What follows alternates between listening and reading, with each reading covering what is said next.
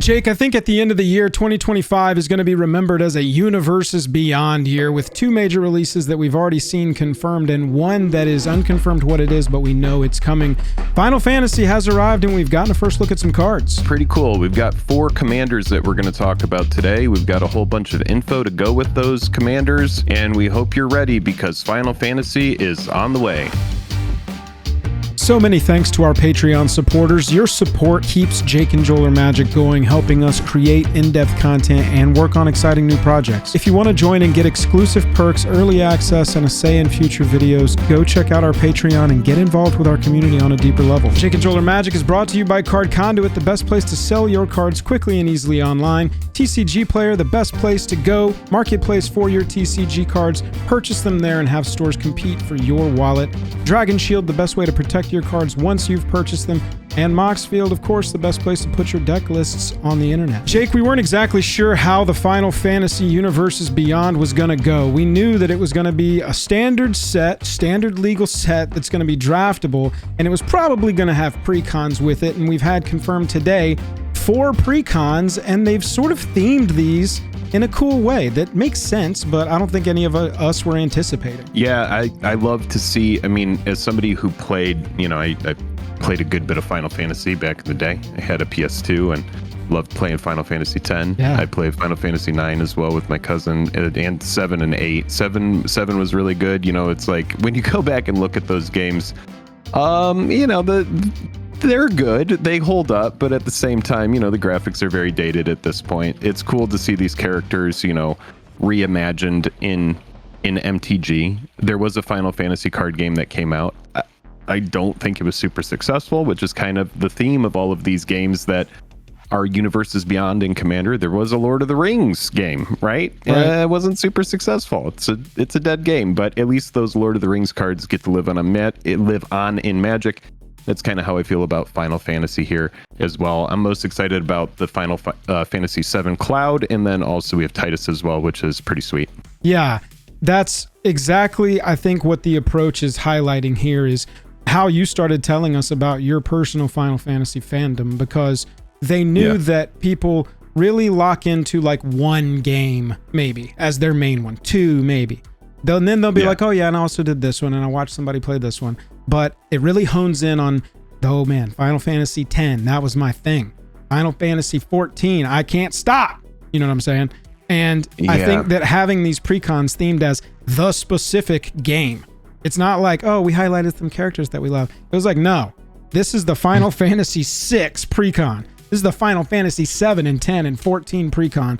And I think that's just such a cool approach.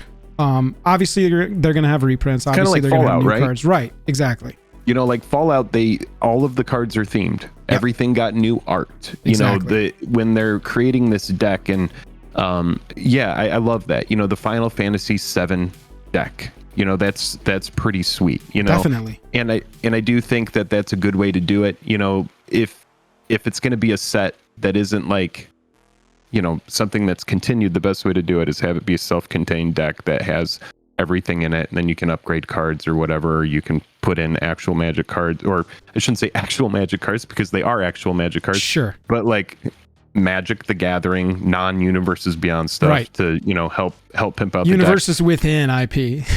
Yeah, and I know we haven't seen, any of the deck lists yet. We don't know exactly what's going to be in there, but I would wager that we're going to get nice cracked deck lists. I think they're going to be stuff that's like Mothman, for example. Mothman from Fallout is good right out of the box. You don't have to do anything to that deck. Right. You can, but that deck plays like a house right out of the box. And so that's what I'm kind of expecting from these. The self-contained point that you made, I think that's going to be really cool with this set in particular.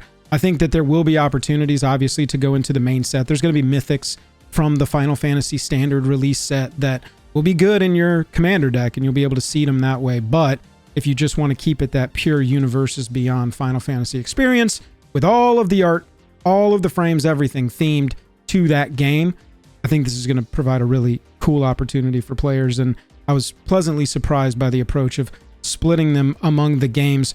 Jake, looking at the decks themselves, we're going to go over the commanders. We're going to go over the collectability of these. But there were some interesting points from the article about how these were designed.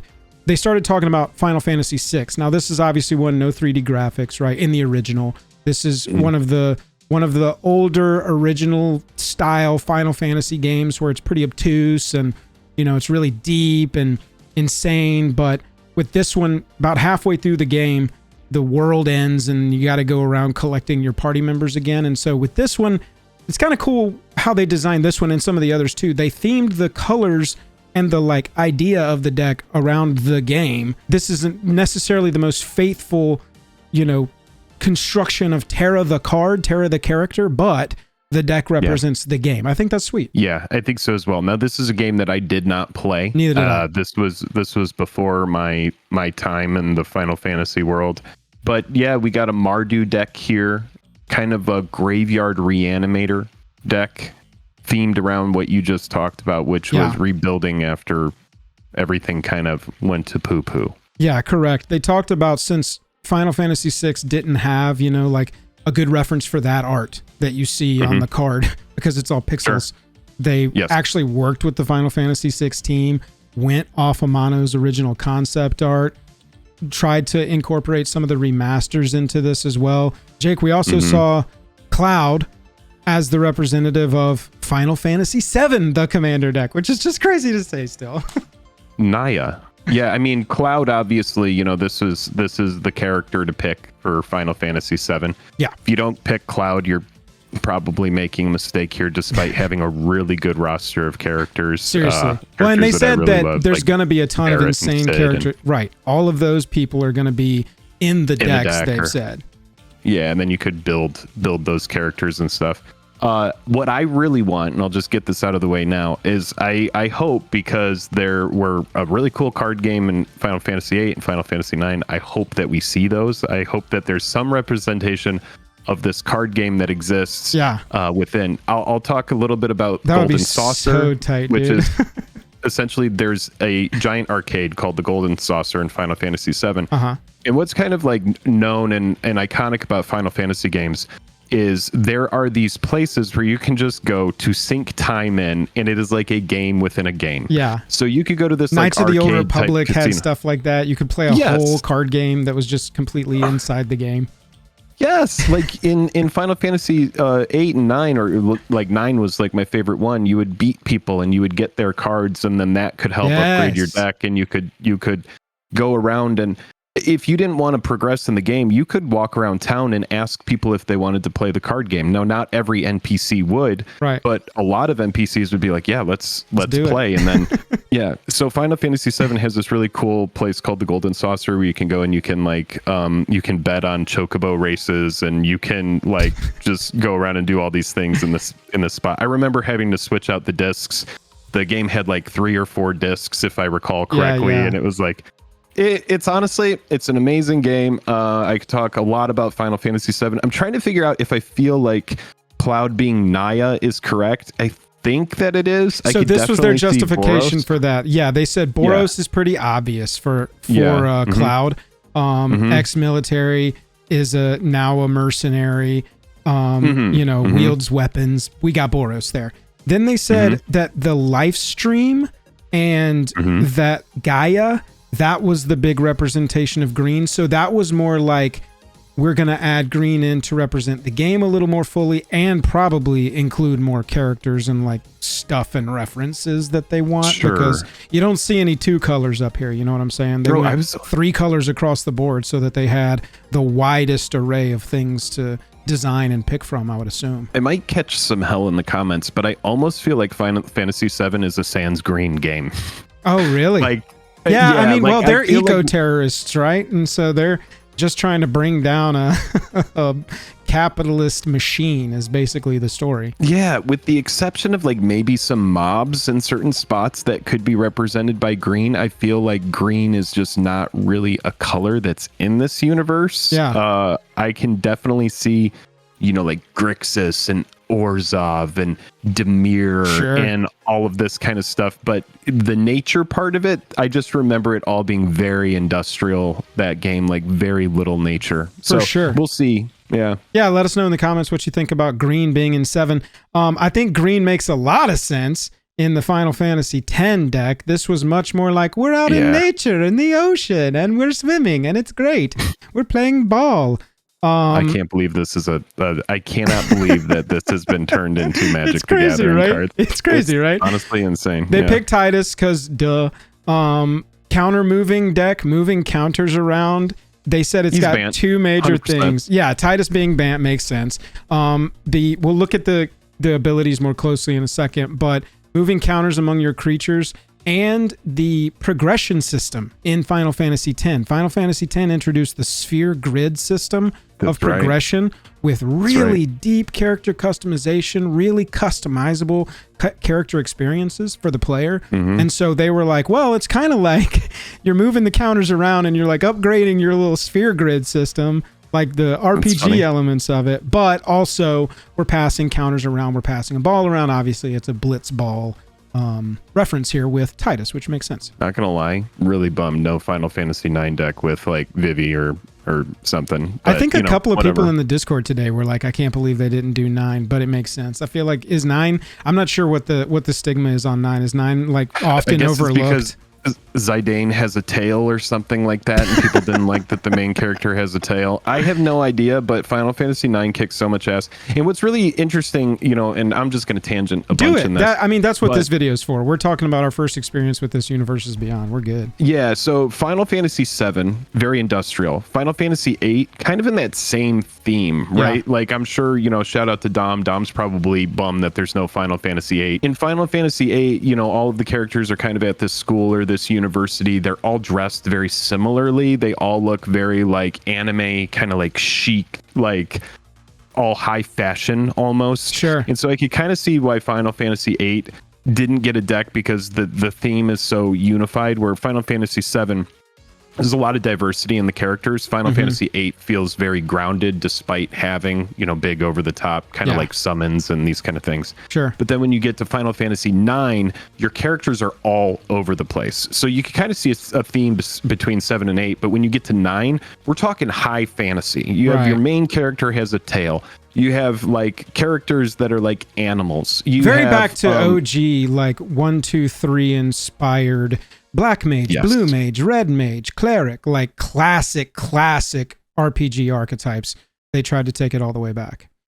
Yeah, and then Final Fantasy X, you depart from Final Fantasy IX, which is all of that high fantasy, and now you're back to more like realistic characters. Obviously, this game came out later. It has a lot better graphics, and all of the characters are kind of like based in realism or human-ish looking characters. And when 10 was the first time too, we got a perspective change from the gaming side of it, because I think that's relevant to this whole discussion.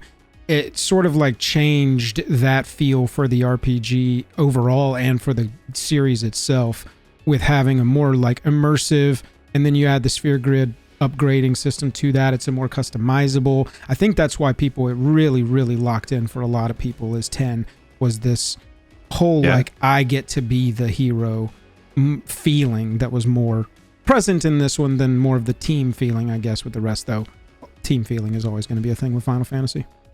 Yeah, what's cool in 10 as well is, just like there was a card game in 8 and 9, in 10 you have this really fun game called Blitzball. And so I like that they they named this Counter Blitz. I'm sure very calculated. Blitzball was this cool game where you underwater, you almost think like a Quidditch, almost like everybody's flying around throwing a ball.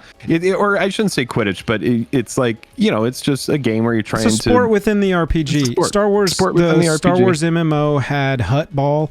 That was a thing in it. You could play your class, but it was also a sport. You know what I'm saying? That's in a lot of different RPGs, where there's a sport or a card game within the game itself. And Blitzball was really cool because you could actually get lost for hours and hours and hours playing Blitzball. And the better your team did, you could poach players from other teams. I put so much time into playing Blitzball in this game. Like, I probably put more time playing Blitzball in Final Fantasy X than I did playing the actual game. By the time I got to the end of Final Fantasy X, my characters were so overpowered that I just absolutely wrecked the end boss, and I was honestly very disappointed. But Blitzball was extremely fun game. You could like upgrade your team by, like, if you crushed another team, you could poach a player and they could join your team. And so by the end, your team is just a hodgepodge of all these different teams that you played, and you could really put a lot of time into it. Well, and then, Jake, talking about a lot of time into it, they jumped to the MMO, and they were like, this one has, dude, I have no idea. I have never played this. I'm working on learning all of the Final Fantasy lore that I can before the actual release of this so that I can analyze these cards better from that perspective. But this one, I don't know nothing about. I know that Y'shtola, so far, I've learned that she's sort of like an omnipresent character. She's been in the whole thing, basically, and like is sometimes a companion, is sometimes a playable character, and it kind of goes back and forth. But with this one, she is a spellcaster in the lore, and so having a non-creature spell-based deck representing the magic and class-based abilities in Final Fantasy 14 was the goal with that one. Other thoughts? The Final Fantasy characters, we said this, but they are going to appear in each deck. A ton of Final Fantasy characters that haven't even been revealed. We've seen 4, right? This is such a surface scratch. Each one of these is going to have so many. They just haven't revealed all of them yet. And they promised that all 16 mainline Final Fantasy games are getting representation, either in these 4 commander products or in the main set itself, which is the draftable experience. Now, oh baby.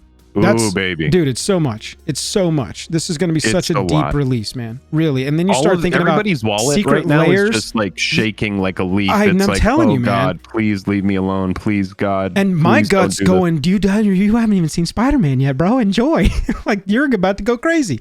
We got a secret layers that are going to be accompanying this. You know it. Anyway, let's talk about the collectability aspect, Jake, because $70. Let's go back to this one real fast. $70 for all of these 4 in the black boxes. That is your base version. Wait, 70 flat? This is apparently the first time you're hearing that. Yes, MSRP is going to be $69.99 on each of these. And like, look, I got 2 competing thoughts. Let me go back and update this. These decks will be cracked. Yes. If they are putting them at 70, there is going to be good stuff in them. And if there isn't, people will riot. Exactly. That was one of my thoughts too, Jake, is because this is a thing that I guess we knew was coming, but I didn't really put together. So we got Universes Beyonds that are going to be standard releases now. So we're replacing standard releases with Universes Beyond releases. We know that. Most of the standard releases come with precons. We know this. Now, if they're going to have these Universes Beyond decks charged more for, which we have seen, there's not precedent for Universes Beyond decks being more expensive than a standard precon, but also have them alongside standard releases. That means that just like half the standard release precons are going to be twice the price all year for the rest of time. Like, that's how this is going to go from now on. Damn, that's a lot of money. I don't think that they can do that. I think with Universes Beyond, is that what you just said, Universes Beyond only? Right. Well, the Universes Beyond commander decks like Warhammer, like Fallout, have been more expensive, more in the 60, 70 range that we're seeing this, versus like, Hashaton or the zombie one or the Saheeli one from Aether Drift. Those were more like 40 range, 50 range, and then they go up on the secondary market. But we're talking MSRP. You got that alongside a standard set as being your default price for Universes Beyond precons, but it is a standard set, so we're going to have them every time. You're right, dude. They better power these up. These precons better be higher power than we're used to from a standard precon. There better be a fetch land in each of them. It would be interesting to start seeing. I mean, what if all of these had the triome in them? Like, each one of these had a triome reprint. They're all 3 colors. That'd be pretty tight. Something that would help. It's a good way to turn people on, because here's the thing. If you're onboarding people into Final Fantasy, and let's say these are people that are not in the MTG sphere at all, right? They don't know about deck building. They know that they like card games. Maybe they're coming from a different card game, but they know they love Final Fantasy. And they're like, man, I want to buy one of these decks. If they buy one of these decks and they sit down at a table and they get absolutely trounced, the deck doesn't have any sort of power and they just get kind of like scrubbed out. Rough. That's fine first couple games, but if that becomes like a recurring theme, like, oh wait, I liked my Final Fantasy deck, I like the theme of it, but I just keep losing with it, Now I have to go deck build, and I'm not exactly sure how that think works about buying or what I need to put in. Spending another $70. Ugh. Yeah, you don't want it to be the kind of situation where the people that you're onboarding into your game are kind of turned off by like the power level of the deck. So I do think that like all of these things, like we were talking about Mothman and how that deck is just so good right out of the box. I expect that to be the same with each of these, and I feel the same way about like Warhammer Necrons and like a lot of those Warhammer decks as well. Is they're very good right out of the box. Save maybe the Grixis one is kind of I was gonna say they were actually a little bit Abaddon lower on the tier. Right, that one is actually the one that was in my head too. Was like as the low value or the low power one compared to the Fallout decks. So yeah, man, I'm with you. As far as power level, they need to bring it if they're going to charge $70 MSRP, because they are keeping the collector's editions at $150, which to my memory, I'm so surprised. That's how much the Warhammer collector boxes were. So I'll say this. These are widely not available anymore, and you got to go secondary market. But these, talking the Warhammer decks, or even the Lord of the Rings decks at this point, talking the base copies, they're still on. And I see people all the time going, man, have you seen the Lord of the Rings decks? They're actually affordable now. Man, have you seen the Warhammer decks? They're back to like $50 each for the base copies. And so I know that there's going to be a lot of hype over these, and there's going to be a mad dash out of the gate to get these into hands. But I really think that patience should be exhibited overall, and just know what price you want to pay. And you know, if you can target MSRP $70, that's what I would do. There's always going to be higher and lower ones, because that's just kind of how this works. Stores price the one that everybody wants the chase card from at, 2.5x, and then the one that's better than the little bit less than that is like 2x, and then there's like the 1.5, and then there's the MSRP one for the one that everybody just agrees sucks or whatever. But if I'm buying the collectors of these, I'm probably not opening them. Me either. To be honest, there's probably going to be people that are like, oh no, oh look at you're just going to buy you're going to use your own money and you're going to buy something and you're going to keep it sealed. That goes against the spirit of the game, whatever. No, I definitely see this as something where, I was just talking about Lord of the Rings Special Edition Collector. I'm very bullish on those boxes, despite the fact that they've gone from $200 when they first came out to $350 to $650 to $1,400 to all the way up to $2,000 and then back down to $1,500.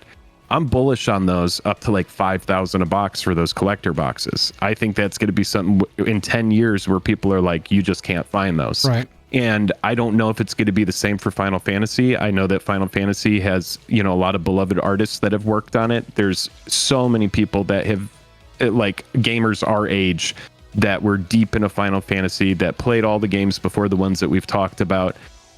It's going to be extremely, extremely popular, not only here, but overseas. There's going to be a lot of people that are trying to get these, and it's going to be a very, very popular release. I would imagine that these collector commander decks are going to be something that people want to get the 4 of, and they just want to set it on a shelf and display it versus opening it. So just as a collector for myself, I don't know if I have all the money for this, but I would buy the full set of the collector ones just to hold. Right. And then I would buy, maybe 1 or 2 of the other decks, depending on what I'm interested in playing, and then go from there. And we haven't even seen what you talked about, which is the draftable set. Right. This is going to be an infinite money sink for you to just throw your dollar bills into a hole.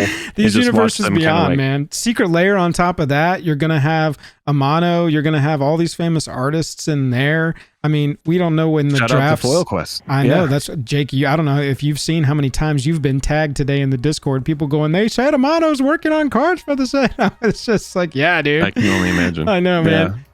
That is what we know of the collectability and the presentation and how they're rolling this out so far. Jake, let's take a look at the 4 individual legends. Just rank them on a scale of 1 to 4 against each other and talk about their general power levels. Why don't you start us off? You are the 7 guy. Yeah, Cloud X Soldier, 2, a red, a green, and a white. Haste. When Cloud enters, attach up to 1 target equipment you control to it. Whenever Cloud attacks, draw a card for each equipped attacking creature you control. Then if Cloud has power 7 or greater, create 2 treasure tokens. So you have treasure built into this.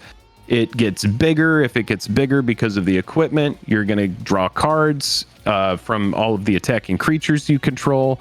It seems like a really good engine for drawing cards and and creating treasure. Seems very good. I'll say aesthetically, I do go back to your point of I feel like this world is a sans green world. It does feel kind of strange to me to see green on this card for Cloud overall.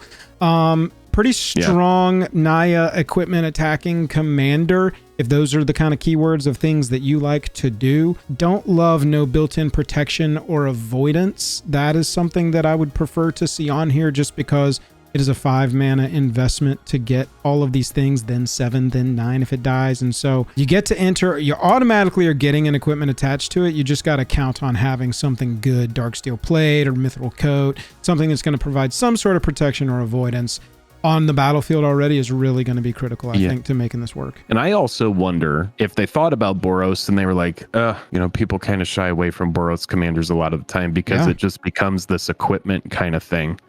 Thinking about Winota, for example, or just like all these different Boros commanders that are really just like, whenever you do this, it has something to do with an artifact. For sure. It has something to do with an equipment. We just got Captain America. Captain America's kind of a similar thing, right? It's like we're attaching an equipment to it. I mean, that's what these characters do in these different fandoms. Right. You put equipment on them and they do something. They have a weapon. Every major character has a main weapon. Yep. They have a weapon. I mean, it's going to be a thing. In Magic, you got to say, how do we do the weapon? Well, it's equipment. There we go. We're done. We got the equipments. We got the weapons. We're good. I do think it's partially to do with that. I think it's so that they have wider choices when they're incorporating more 7 references from the game into this deck. Sure. They've got easier time to design stuff when they've got a shard instead of just looking at a 2-color pairing. So I wonder how good it will be. I can't wait to see the deck. I wonder if a card like this needs green. This seems like just a way to jam green on a Boros card. For sure. So that's kind of where I'm at. Offers protection. The green offers things like Tamio Safekeeping, cards effects like that, Heroic Intervention, so we can kind of satisfy my need there. Let's look at Terra, Herald of Hope. Little Mardu action here. A black, a white, and a red for a 3/3 human wizard warrior. She has Trance, which is a reference to the game. That is a main ability for her character in the game is Trance. At the beginning of combat on your turn, mill 2 cards and Terra gains flying until end of turn. That is also a reference to the ability Trance in the game, I learned, where Terra gains flying as a result of that. Then, when Terra deals combat damage to a player, you can pay 2, and when you do, return target creature card with power 3 or less from your graveyard to the battlefield tapped. That is representing Terra going around the world, getting her party back together after the world ended in her game in Final Fantasy VI. Pretty interesting Mardu res commander here. I think that the thing that people are going to overlook is the power of beginning of every combat of yours, milling 2 cards. That doesn't seem like a lot, but that can be very impactful over the course of a game. It's massive. Yeah, especially if you're in a graveyard-centric kind of thing, you want to be filling up your yard.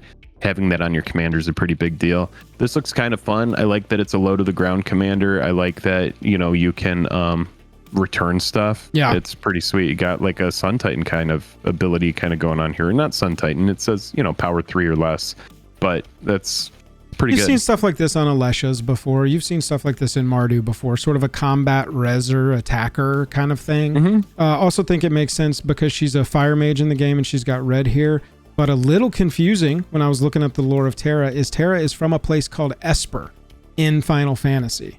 And so the whole time it was like, she's Esper born. And then my eyes would go to the color combination. And I was like, that's not Esper. What's going on? No, she's not. Yeah. It's just a real weird cognitive dissonance that she is from a place called Esper from within the lore of that game. So it is what it is. We haven't even mentioned the chocobo symbol. Oh, man. I know. I mean, that's awesome. I was laughing about it when I saw it. I was expecting like a crystal because Final Fantasy, like the crystal theme has always been a thing. Power crystals, elemental crystals, whatever. And so I assumed that's what it was going to be. But I guess they were like, nah, let's go with chocobo. No other IP would have a bird. Titus, Yuna's Guardian here. A green, a white, and a blue for our Bant legend. Legendary creature, human warrior. Titus is a 3/3. At the beginning of combat on your turn, you may move a counter from target creature you control on to a second target creature you control. And it also has cheer. Whenever one or more creatures you control with counters on them deal combat damage to a player, you may draw a card and proliferate. Do this only once each turn. We see this on a lot of commanders these days. Do something, draw a card, do it only once. We have kind of discovered over time that drawing cards in Magic the Gathering is the best and most impactful thing that you can do. If you're able to keep your hand full, you keep your answers flowing, and you will be able to be impactful in the game. If you run out of cards, you're not doing anything. You kind of sit there hell-bent in top deck mode. In a lot of commander games, you kind of become a non-factor. And so these commanders that have draw built into them become very popular. This one having proliferate as well is pretty sweet. I like the moving the counters around as a reference to Blitzball or as a reference to the sphere grid leveling system from 10.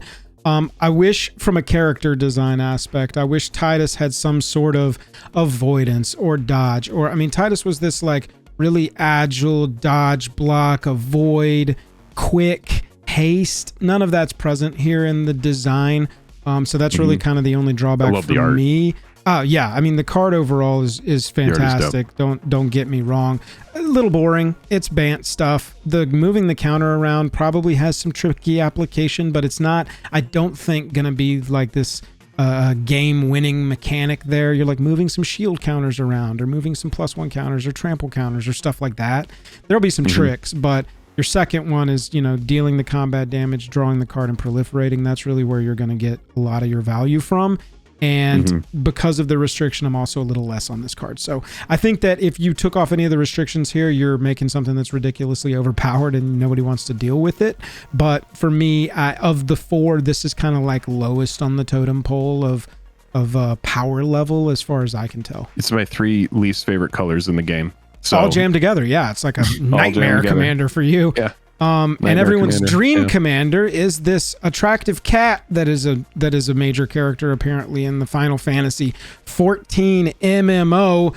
Y'shtola. Yeah, dude. Knights Blessed. 1 black, 1 blue, 1 white, and 1 other for a 2/4 Vigi. Cat Warlock's got vigilance. At the beginning of each end step, if a player lost 4 or more life this turn, you draw a card. That says each end step, not just yours. At the beginning of each end step, if a player lost 4 or more life, you draw a card. And whenever you cast a non-creature spell with mana value 3 or greater, Y'shtola deals 2 damage to each opponent, and you gain 2 life. Holy moly. Give lifelink to Y'shtola, and you are gaining 8 life on every mana value 3 cast or higher. And that's like one way to build this commander. I feel like this one has got some of the widest build strategy application. There's a lot you can do with this. Yeah, I figured this wasn't going to be your thing. And hey, look, fun fact. I already know a friend who's like probably dibsed it and he's already building it. And he's like, did you read my mind? Fun fact is Dom has already said he loves this one. And so that really falls in line with you hating it. Yep, it's Esper. So I'm sure people are very excited to build it. If you're keeping score, score at home, you can cast 2 non-creature spells that are mana value 3 or greater and get that end step trigger because a player will have lost 4 life from the damage causing loss of life, triggering twice. And so there is like also this self-contained aspect to this commander where, unlike, you know, for instance, Titus, Y'shtola doesn't need some supporting pieces to really pop off. You just got to cast non-creature spells, mana value 3 or greater, and you're going to be doing your thing. And you're in blue, so you can add all the counter spells to protect it. And well, card draw, really, I mean, you're in white. You got your opponent's face in it. Yeah. You got all the spells to protect your creature for sure if you're in Esper. That's what we know about Final Fantasy so far and our initial reactions. We'd love to talk to you about it in the comments. Yeah, let us know what you thought. If you see all of these names that are going by right now, those are our patrons at the $10 level or higher. We appreciate you all so much for supporting the channel at this level. You can get some special sleeves. We've got more sleeves that are being made this year as well. Yeah, these are last year's sleeves. We're going to have new sleeves for this year. Yeah, it's going to be a great time, and please let us know in the comments if there's anything that we missed. If you are interested in Final Fantasy, do make sure that you are subscribed and come see us in the future because we're going to have many more videos on it.